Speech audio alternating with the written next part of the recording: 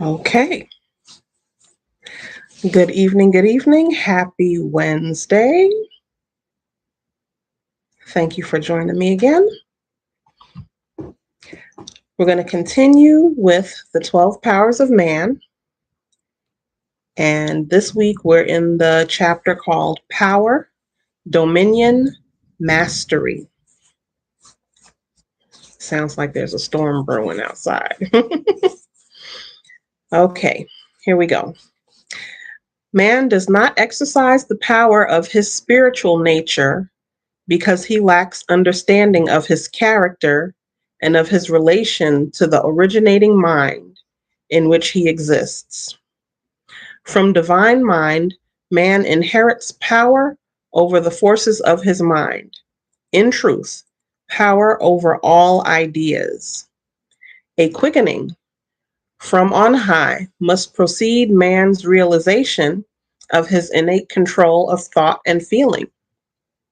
The baptism of the Holy Spirit is a quickening of the spiritual nature, which is reflected in intellect and in body. When one understands the science of being, one is prepared to receive this baptism and to utilize it along deeper lines of thought. Jesus had taught his and to utilize it along deeper lines of thought. Jesus had taught his apostles and followers, and they were prepared for the baptism that they received on the day of Pentecost. He says, "Ye shall receive power when the Holy Spirit is come upon you." Power is essential to the work that Jesus Christ expects his followers to do in the great field of humanity. The command is, "Go to every nation and preach the gospel." Man should apply the power of the word to his individual redemption. And he should speak the redeeming word of spirit to the multitudinous thought, people of his own soul and body. To the multitudinous thought people of his own soul and body. Sounds to me it's reflecting on that people can be in different frames of mind. Sometimes you're more aware, sometimes you're less aware of your connection to the Most High and what that brings, the opening that happens when you realize you're connected, and the power as a human being that you've been given over the words that you speak in your own life and the words that you speak into other people's lives. Let's keep going. Among the apostles of Jesus, Philip represents the power faculty of the mind. The word Philip means a lover of horses. In physical activity, the horse represents power. Horsepower, a vehicle reference. The ox, strength. Each of the 12 fundamental faculties of man has an ego that reflects, in a measure, the original man idea in God. In the body consciousness, the 12 apostles, as egos, have 12 centers or thrones from which they exercise their power. The will expresses its dominion from the head, love from the breast, and power, the ego, whose character we are analyzing in this writing, from the throat.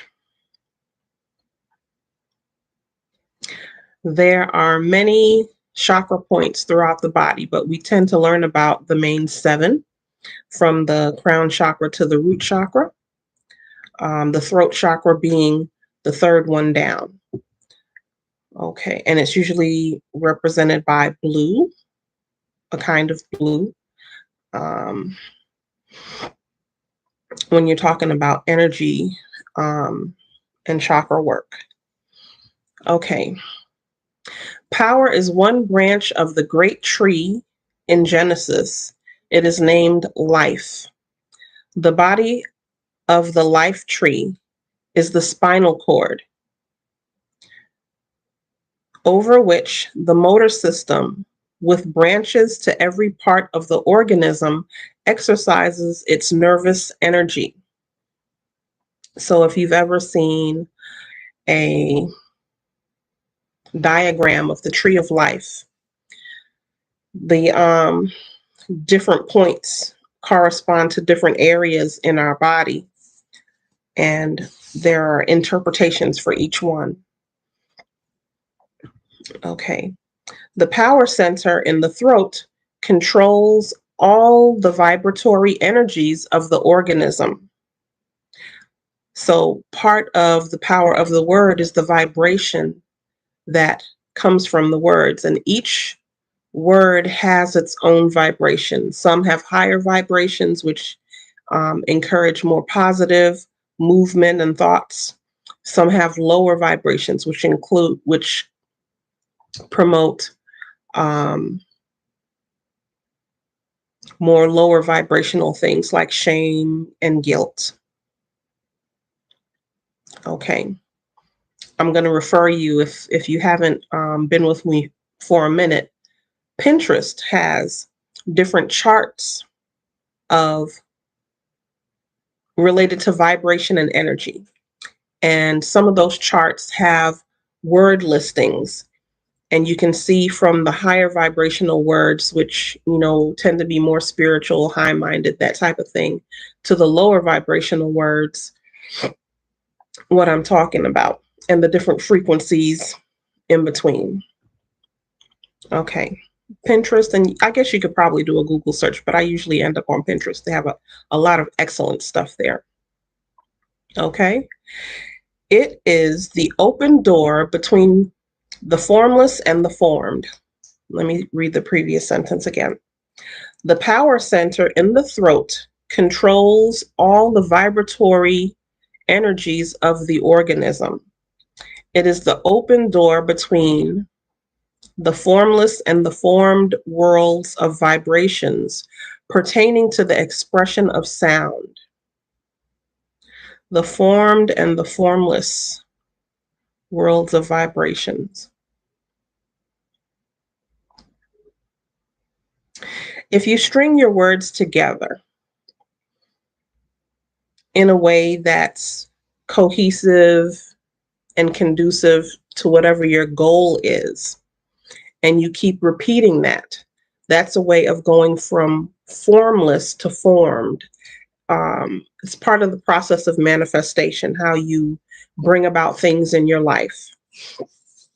Okay, I'm going to refer you to The Power of Awareness, our previous book, to get more information on manifestation. And then, of course, you can do your own study on the internet and in books.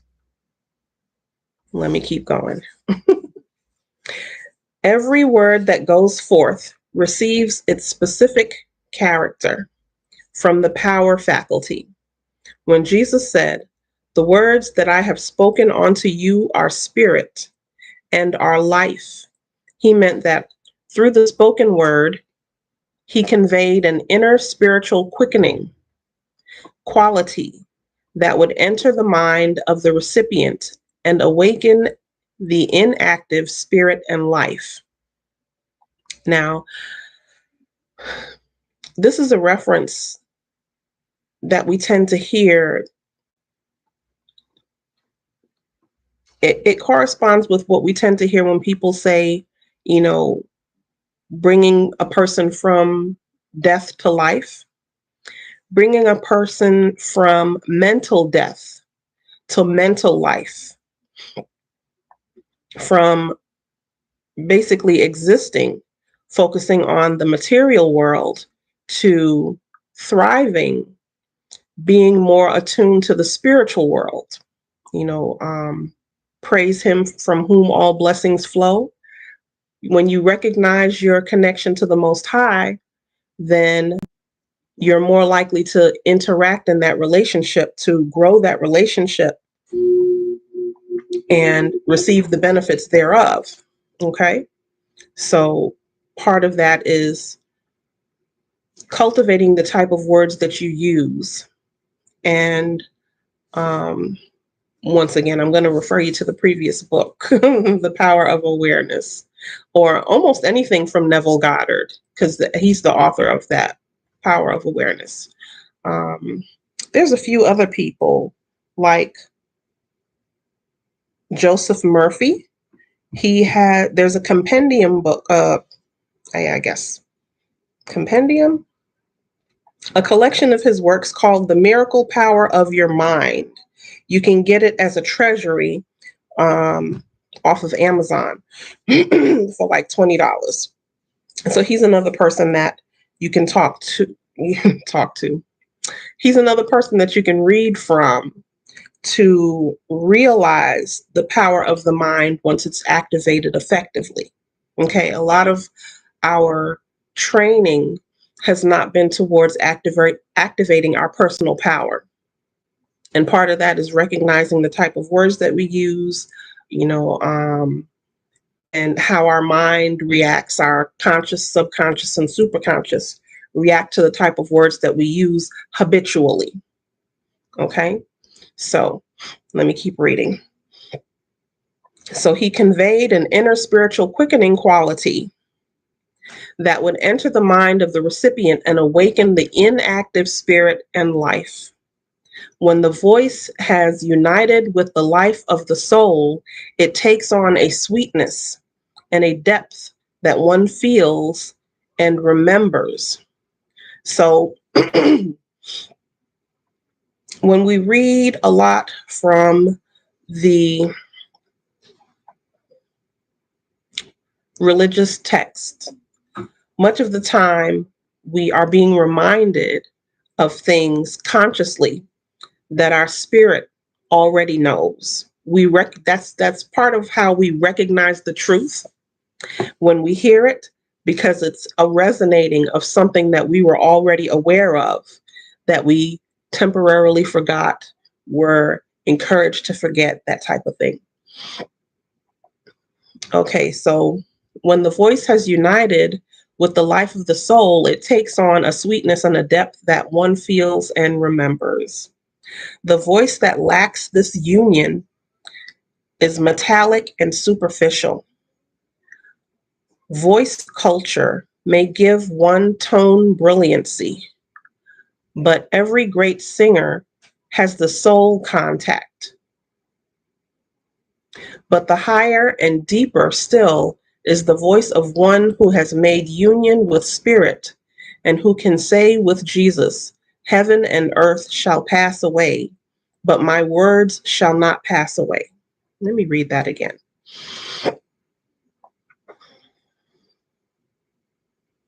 Voice culture may give one tone brilliancy. So that's like,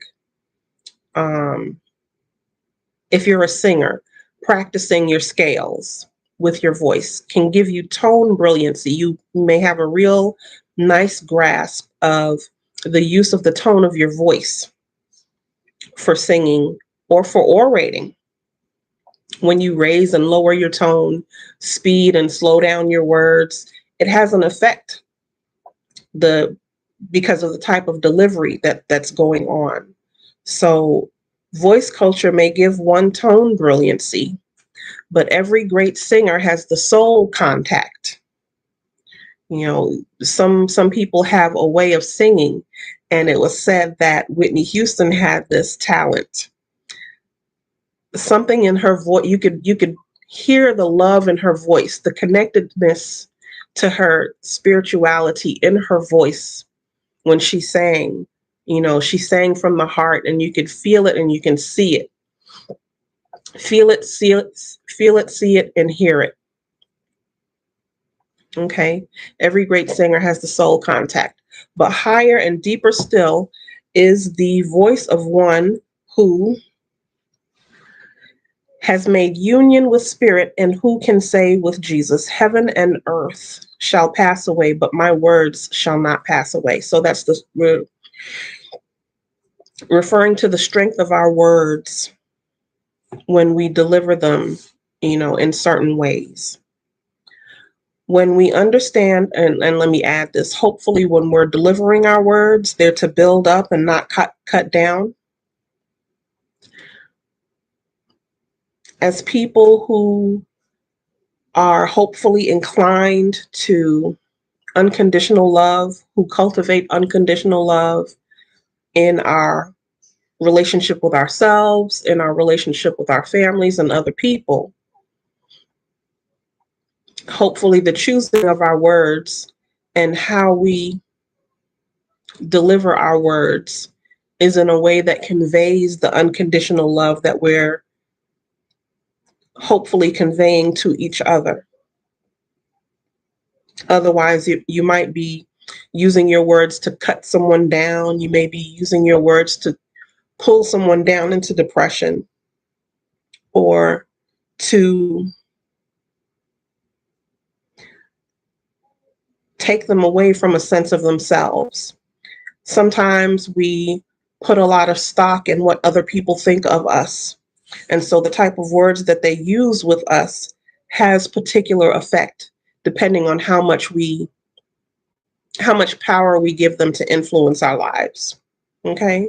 So you never know necessarily the amount of power that someone has given you as a mentor, as a person of authority in their life. So it's important to be careful of how you use your words towards other people, with the understanding also that whatever energies we put out oftentimes return to us. You cannot harm someone without expecting to receive some kind of harm as a boomerang effect later on.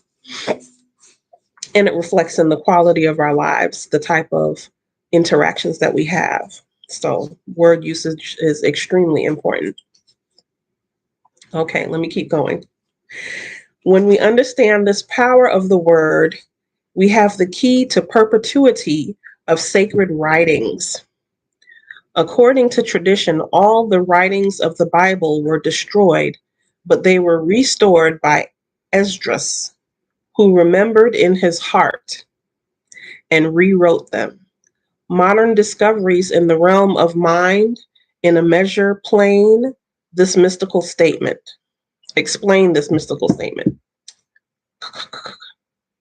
Modern discoveries in the realm of mind, in a measure, explain this mystical statement. Okay, we know now that every word that man utters makes an imprint in the astral ethers. If you're new to metaphysical studies, looking up ether and the astral realm would be very helpful to understand some of the information that you're going to come across. Because a lot of what's going on in our mental state resonates through our etheric bodies and can affect how healthy or unhealthy we are physically. Okay, it goes from the thoughts in our minds, the energy that we carry, with the words that we program ourselves with the words that we've been programmed with. It affects the harmony or disharmony in our bodies. And it's more than just this flesh and physical.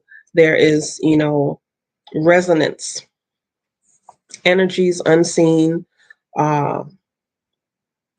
strengths that promote our health and well-being. Look up the astral realm, and ether. Okay. Etheric bodies. Astral bodies, etheric bodies. Okay, so we know now that every word that man utters makes an imprint in the astral ethers, and that when there is a consciousness of God life in the mind of the speaker, all his words become living identities and are perpetuated. Maya Angelou said, "People may not remember what you say, but they will remember how you made them feel." And that is based on the type of words, the vibration of the words that you give to other people, as I was saying earlier. So they may not remember exactly word for word what you say, but they will definitely remember how you made them feel when you said it. Okay.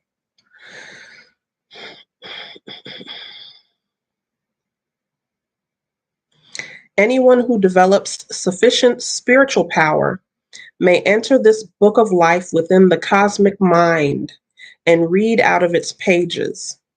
The mind and the body of man have the power of transforming energy from one plane of consciousness to another. This is the power and dominion implanted in man from the beginning, something that we are not necessarily trained up in the understanding of. According to scripture, here's a quote. God said, "Let us make man in our image, after our likeness, and they shall have dominion over the fish of the sea, and over the fowl of the heaven, and over the cattle, and over all the earth, and over every creeping thing that creepeth upon the earth." And that's from Genesis 1, verse 26, a lesser translation. Alrighty, Paul corroborates this statement by calling attention to the glory of man's inheritance. Having the eyes of your heart enlightened, that ye may know what is the hope of his calling, what the riches of the glory of his inheritance in the saints, and what the exceeding greatness of his power to usward who believe, according to that working of the strength of his might, which he wrought in Christ, when he raised him from the dead and made him to sit at his right hand in the heavenly places, far above all rule and authority and power and dominion, and every name that is named, not only in this world, but also in that which is to come. In the kingdom of God, within man's consciousness, the power faculty plays an important part in controlling the expression of the many emotions, inspirations, and thoughts. The voice is the most direct avenue of this expression. When man has dominion over the emotions and feelings from which the original impulse arises, the power of love makes the voice rich, warm, and mellow. Man can set love free in his soul by cultivating a loving attitude toward everybody and everything. In Islam, there's a saying that the most, and I'm paraphrasing a little bit here, the most irritating sound is the braying of an ass. If you've ever heard an ass or a donkey emote, you know, it's very jarring. It's it's not a soothing sound. So putting love in your voice, imparting love in the message that you're giving, softens the voice. It timbres the vibration of the words that you're speaking. And so people feel it as well as hear it. Man can set love free in his soul by cultivating a loving attitude towards everybody and everything. He may add strength by silently speaking words of strength to each of the apostles sitting upon the 12 thrones within. Okay. If you're just joining me for the first time, go back to the first video or two, the introduction and the first chapter, where he explains, the 12, by name and their positions in the body.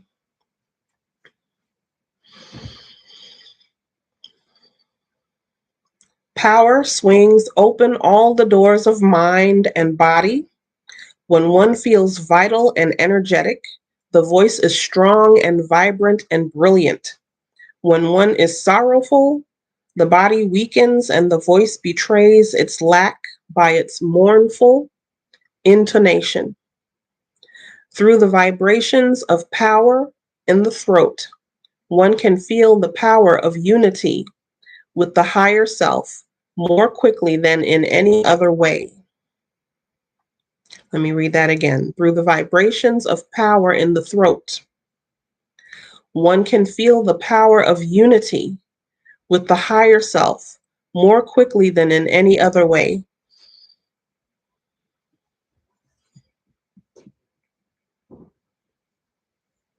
That reminds me of a Baptist church experience where, or actually, Seventh-day Adventists as well. When the call and response is going on, and you might have some instruments playing, to keep the pace of the music. When the people are calling and responding, the strength in their voices, even when someone is singing gospel music and they're putting their heart into it and they're putting power behind their words, you hear it and you feel it in their voices, and the delivery to your body changes the vibration potentially of your body. You can feel the love, you can feel the power, you can feel the spiritual strength in the words, when people are giving verbal praise, when people are in the spirit, when they are chanting with emotion, with connectedness, when they're chanting with connectedness, in that spiritual experience, you can hear it oftentimes in their voices, and their bodies react and they affect other people. You can see when people are what they call slain in the spirit in the course of sitting in the room and watching it build up. It's quite a thing to experience. All righty.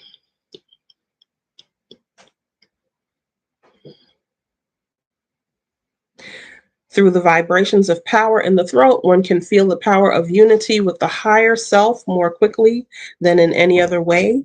This reveals that ideas rule the man. Jesus affirmed, and here's the quote: "All power is given unto me in heaven, and in earth." And that says AV. Not sure, but that's the end of the quote. "All power is given unto me in heaven and in earth." When Jesus made his affirmation, he undoubtedly realized his innate spiritual dominion. And when he consciously attuned his spiritual identity to mind and body, there was a conscious influx of power. So he had to be aware in order to be attuned to his spiritual identity. So if you're separated from the understanding that you are a spiritual being, you're less likely to have a strong attunement until you come more into the understanding. The more you're into that understanding, the more strongly you feel it.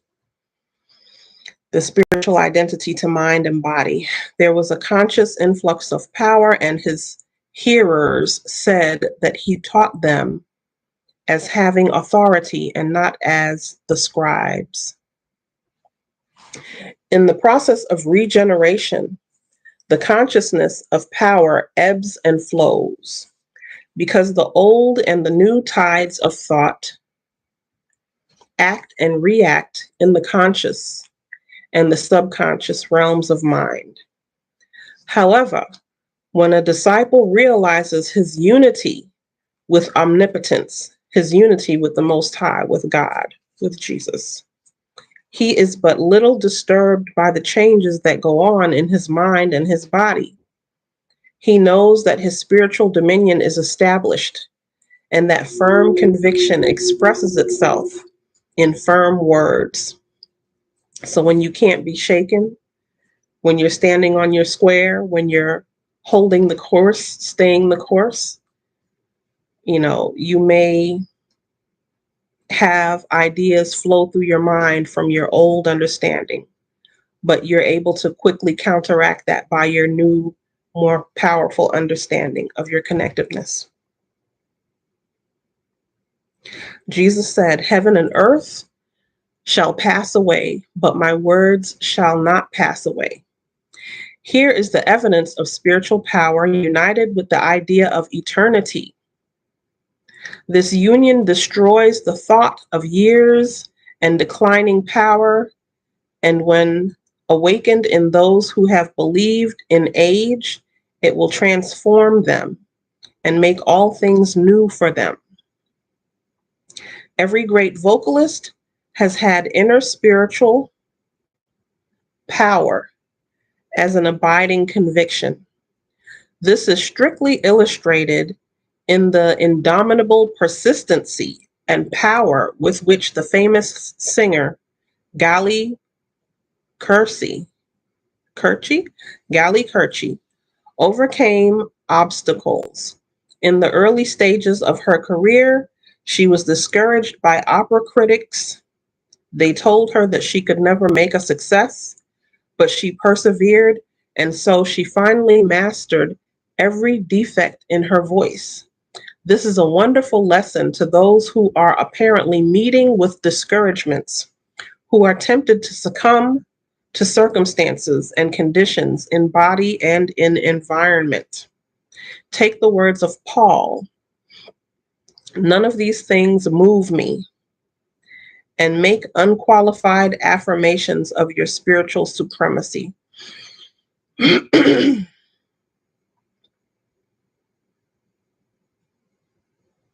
So having confidence in your ability to grow and improve can move you from a position of less experience to expertise. Okay? Having personal confidence and persistency can move you from being at the elementary stage to being in the stage of expertise.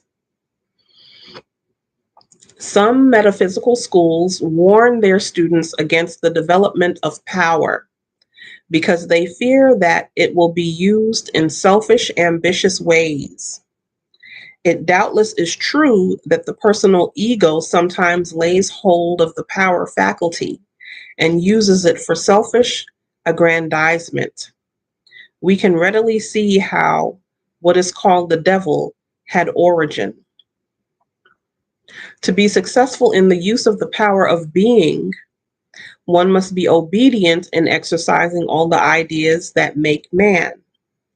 If there is an assumption of personal power, Lucifer falls like lightning from heaven, and the adverse or carnal mind goes to and fro in the earth.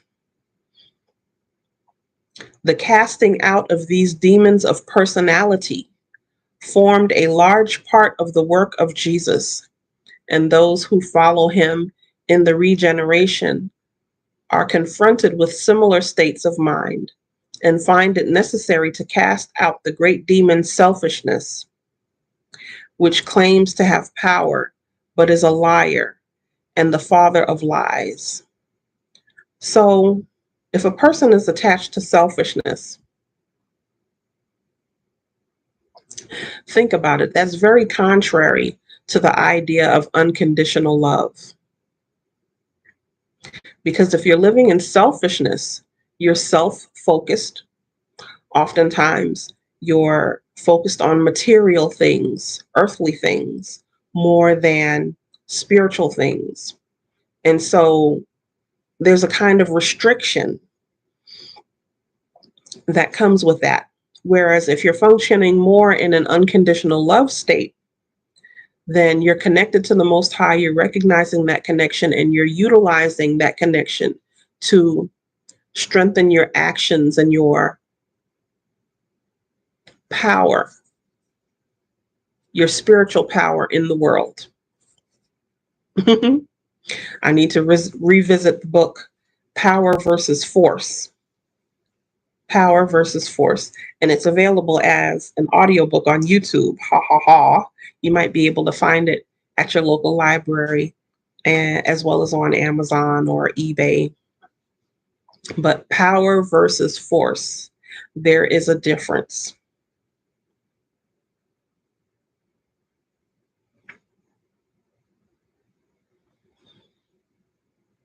Mm-hmm.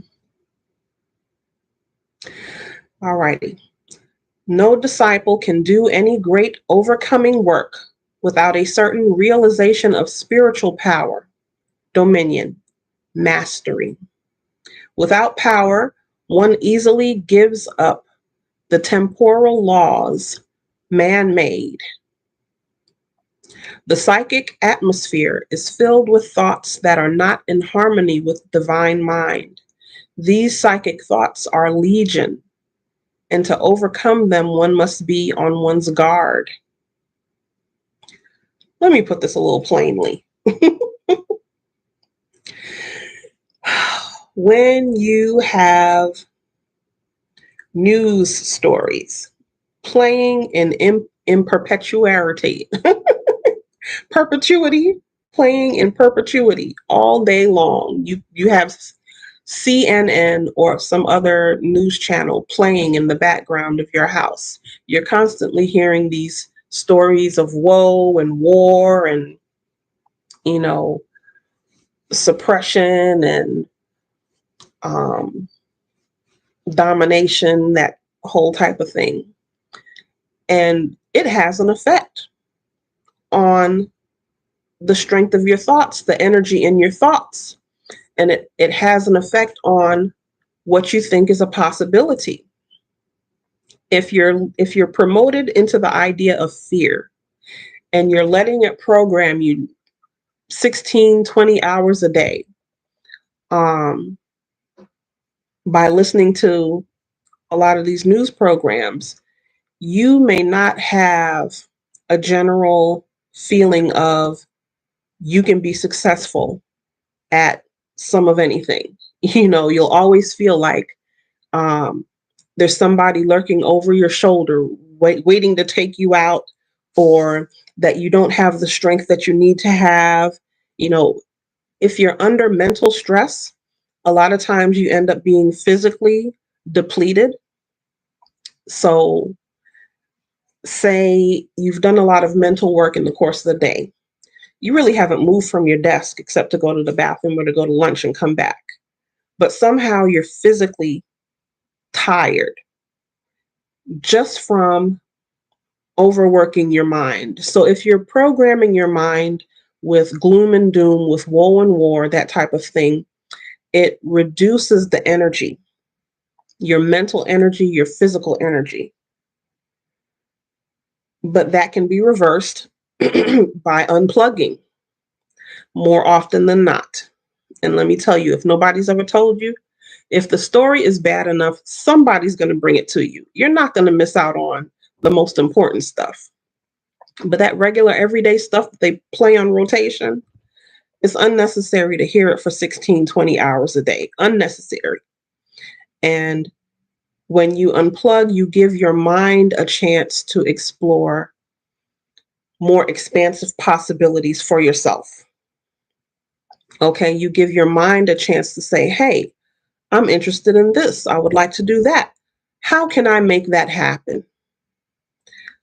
What can I do to go about manifesting this long-term goal, short-term goal, area of interest for me? By reducing outside programming, you can do more internal programming and be more effective in your life, because really, some of that stuff has been going on for centuries. It's not going to change. Human nature doesn't really change. The various ranges of human activity.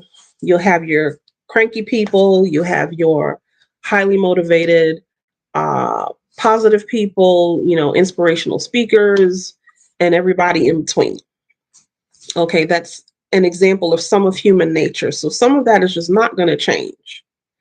But what you have power over is how you program yourself. So this is the opportunity to unplug and to program yourself actively. And I encourage you to listen to people like Joseph Murphy and whatnot. There are plenty of YouTube videos. If you look up one, they'll give you suggestions for many others that you can click on all day long, just teaching yourself how to think, teaching yourself awareness, teaching yourself how to increase your strength, your personal strength, your mental strength, to create the type of life that you want. Let me continue. Okay, so the psychic atmosphere is filled with thoughts that are not in harmony with divine mind, unconditional love, not in harmony with the idea of unconditional love and acceptance for other human beings created by the Most High. And let me back up off my soapbox right now. These psychic thoughts are legion. And to overcome them, one must be on one's guard. Jesus said, watch. This means that we should quicken our discernment and our ability to choose between the good and evil. And here's a quote.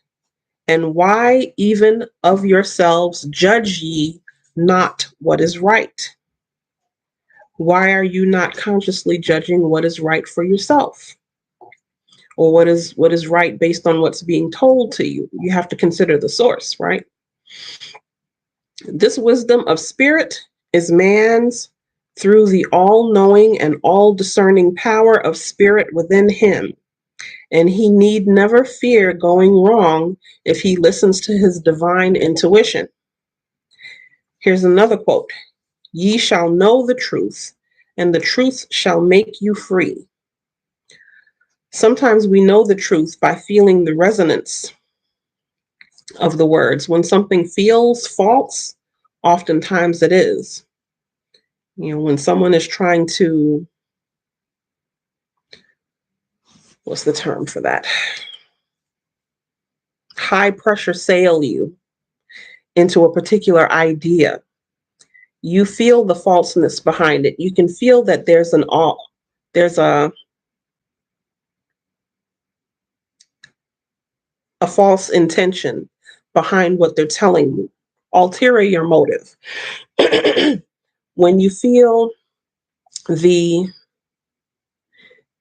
lack of authenticity in what somebody's telling you, you recognize that they have an agenda that they're pushing, whether it's trying to sell you on an item or sell you on an idea. You feel the inauthenticity behind the push that certain people have when they're telling you about things. Okay, so ye shall know the truth, and the truth shall make you free, because then you can make a clear decision on what it is you need to do, because it's not resonating well with you. It's not sitting well with you. So you can avoid the pitfall, right? But man can never be free until he declares his freedom. Jesus said, I am from above. It is the prerogative of every man to make this declaration and thereby rise above the psychisms of mortal thought. Then do not fear to develop your power and mastery. They are not to be exercised on other people, but on yourself. So when he was talking about a little earlier, people trying to influence other people into doing certain things, this is what the outcome can be. They are not to be exercised on other people. So if you feel that something is correct for you, it's not necessarily correct for somebody else. But if other people are also interested, they will authentically, if other people are of the same mind as you, they will gravitate towards you.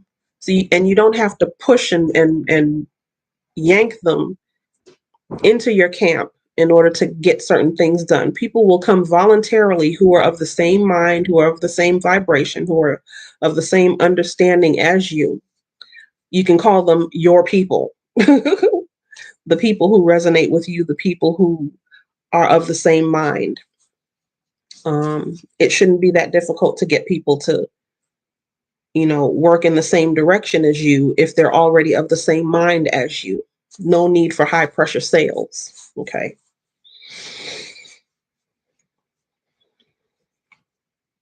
They are not to be exercised on other people, but on yourself. So, first and foremost, motivate yourself in the direction that's authentically for you. I like to say we are here individually having a collective experience, or we're here collectively having individual experiences that bounce against each other. Okay. He that ruleth his spirit is more powerful than he that taketh a city. He that ruleth his spirit is more powerful than he that taketh a city. This is once again towards the understanding of power versus force. If you have to force something, then it's lacking a level of power that, if you're pushing somebody to do something, the likelihood of them continuing is less. But if you have a sense of power and people are on board with you, then it's a different feeling, it's a different movement.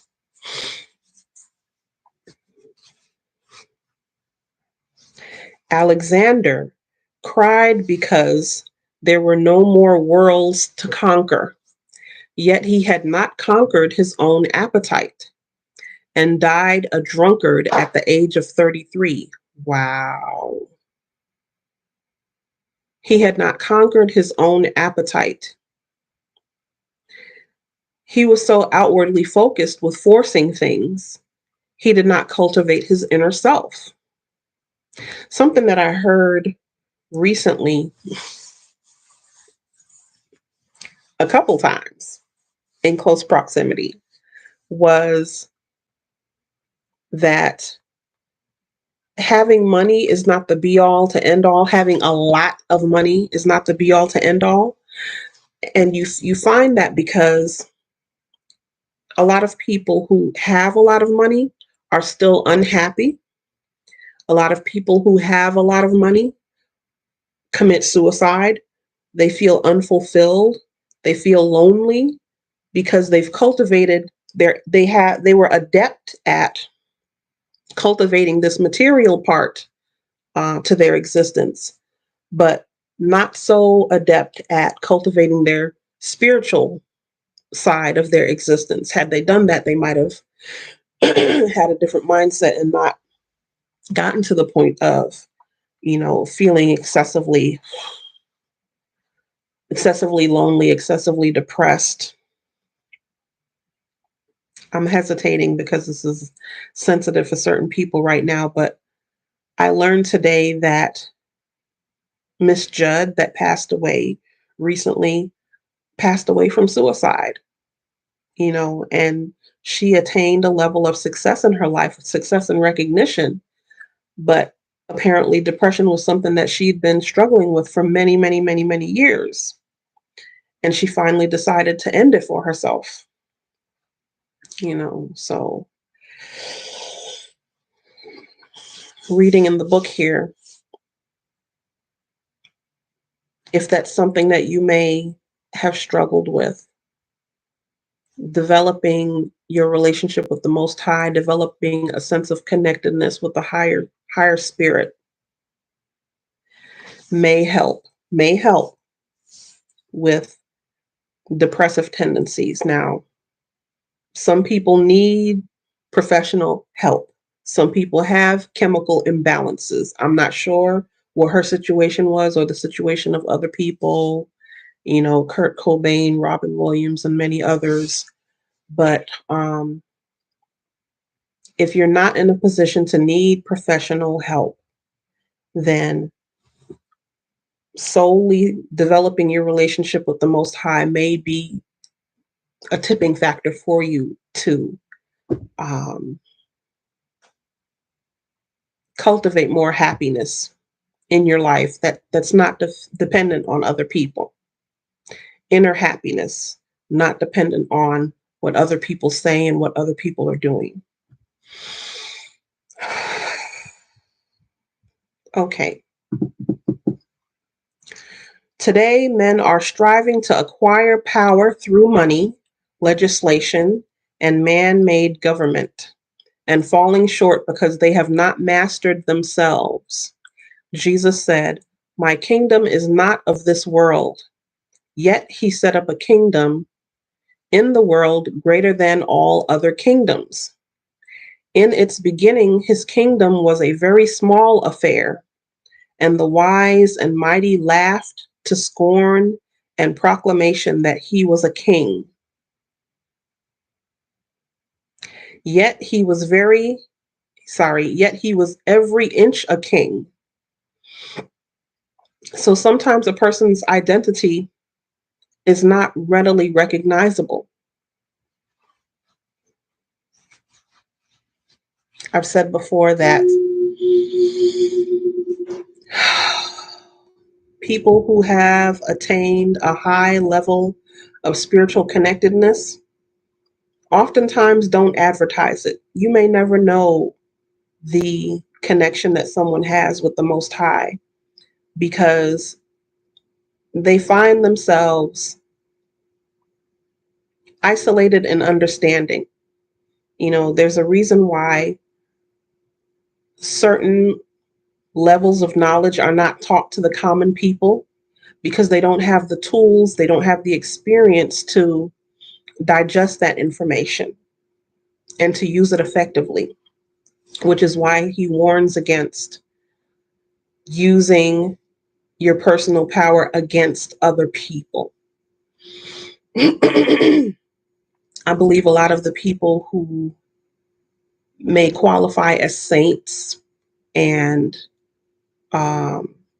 mystics don't advertise the connectedness that they have with the Most High, with the Creator, because, people have a tendency sometimes to jealousy or, envy, and they take action or they say things to, bring the negative energy. So I think more people have attained it than we hear about because for self-preservation reasons, they keep it to themselves. Let me keep going. So you may know of some people who are highly spiritually connected, but that's not everybody. Okay. And it's good for us to be able to recognize that some people have that, but recognize also that you might be passing somebody on the street that you think is a bum, but they've chosen not to have a rich and famous life. They get peace of mind living in their spiritual connectedness. So they just need their basic needs met and they're A-okay. The saying that a lot of poor people are much happier than a lot of rich people, there's a reason behind that because they recognize certain things. It's interesting. Keep studying because some things just can't be explained. You have to just experience it. So he was every inch a king. His people have been slow to follow the laws that he promulgated for his kingdom, but men in every walk of life are beginning to comprehend the vital integrity of his edicts.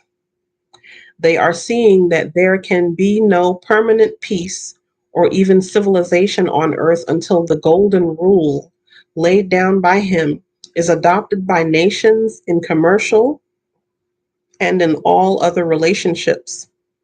Businessmen are teaching the precept of Jesus. All things, therefore, whosoever ye would that men should do unto you, even so do ye also unto them, is fundamental in commercial success. Let me read that again. Here's the quote. All things, therefore, whatsoever ye would that men should do unto you, even so do ye also unto them. Do unto others as you would have them do unto you, is a way that you might more commonly hear it. Do unto others as you would have them do unto you. So if you're moving in unconditional love, you'll treat people a certain way and expect that same treatment back and hopefully receive that same treatment back. Everywhere we hear them talking cooperation instead of competition. So certain business models incorporate cooperation more than competition among the people in the same company, among people in different companies. Commercial seers are discerning the dawn of a new day in which good service instead of big profits will be the goal. Here we see the coming of Christ as a thief in the night of ignorance and destructive competition. Let me read that again. The night of ignorance and destructive competition is being burned out. It follows that every kind of human industry must be carried forward by a power that recognizes the divine law. Man is the power of God in action. To man is given the highest power in the universe, the conscious power of thought. There is a universal creative force that urges man forward to a recognition of the creative power of his individual thought. Let me interject here. You recognize a tree by the quality of its fruit. If you're around people and there's a cutthroatedness, there is overbearingness, overpoweringness. If people are discontented and unhappy, you're looking at the fruit of the head of this circumstance. Okay? If you're involved in business organizations, social organizations, if there's a promotion of separation, us versus them, me better than you type thing, that's the type of fruit that they're cultivating there.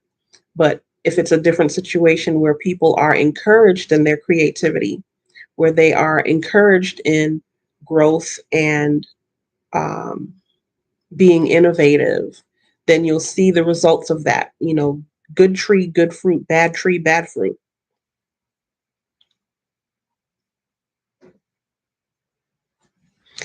When he cooperates with divine principle, man sits on the throne of his authority, and the elemental force is subject to him.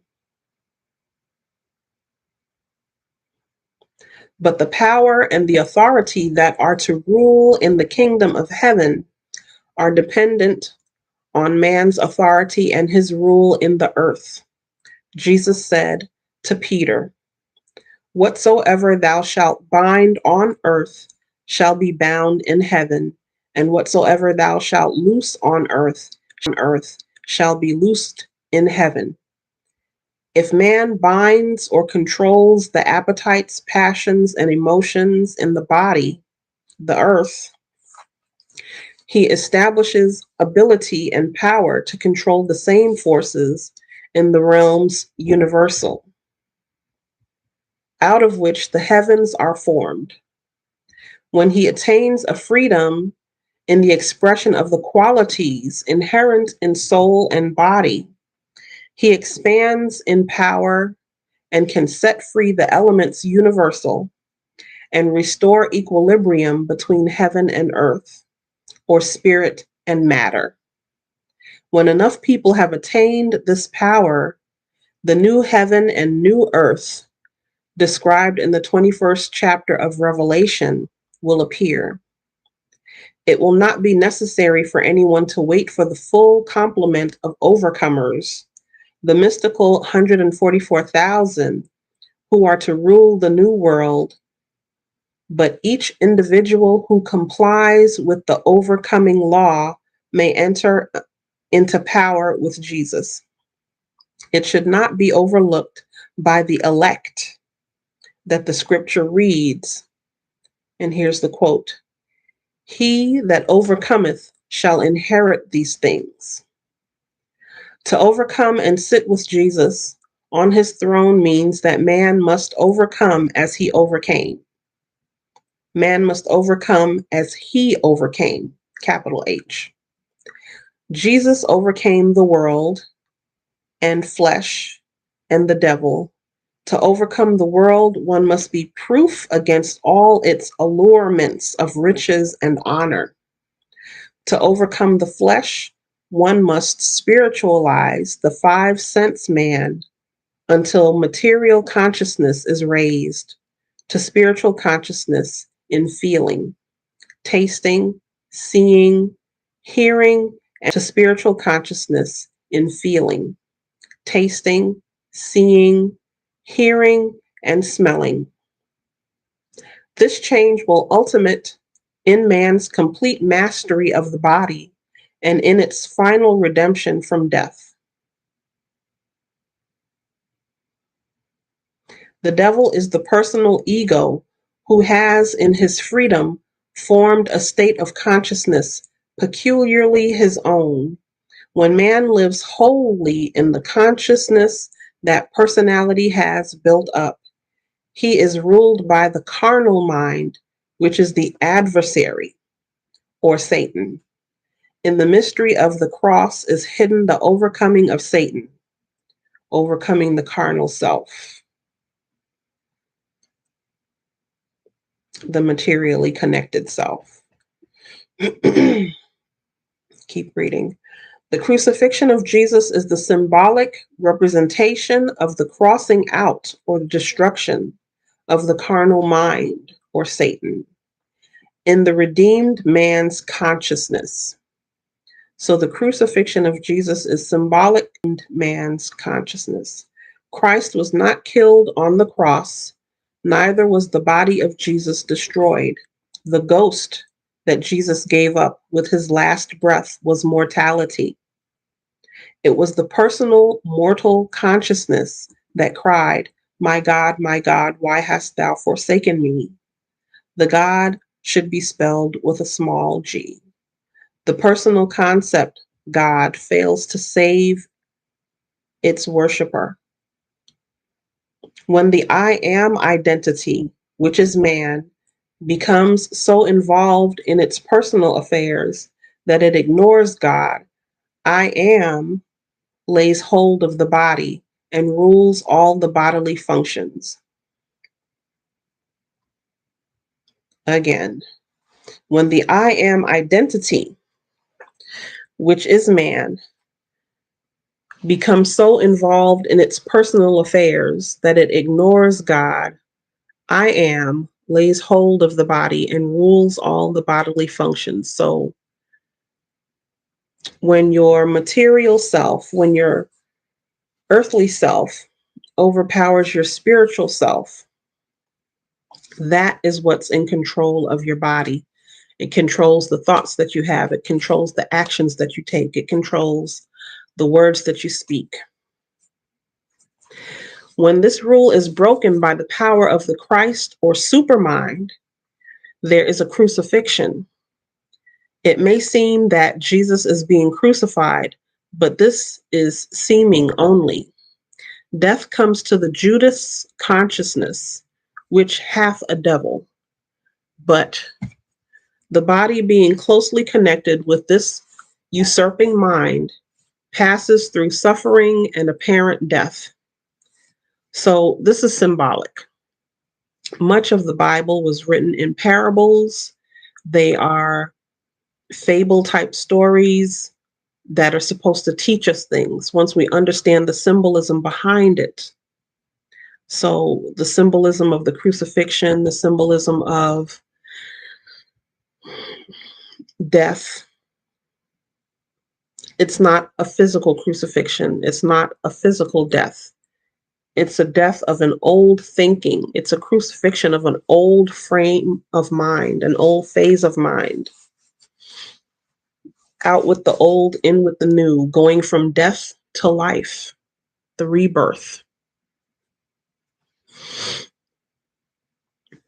This is no more than appearance, because the higher principle, the Christ, resurrects the body and transmutes it into higher spiritual substance, where it enters into harmony or heaven, being in harmonious connection with the Most High, with the Creator, with the Great Spirit. Puts us in a higher spiritual substance. The climax of man's power and dominion is set forth in the resurrection and ascension of the type of man, Jesus. So once again, the climax of man's power and dominion is set forth in the resurrection and ascension of the type man, Jesus. So Jesus is the prototype of the high-minded, spiritually connected, highly spiritual connected human being, doing away with certain connections to mortality, doing away with certain connections to materialism, doing away with certain attachments to the idea of overpowering and domination over others, brings the understanding of the type of man, the type of the prototype that Jesus is for us, our goal for how we live in this life. And with that,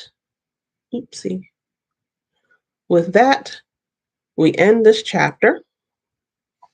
The chapter for next week is going to be the work of the imagination in regeneration. If you want to read ahead, you're welcome to do so.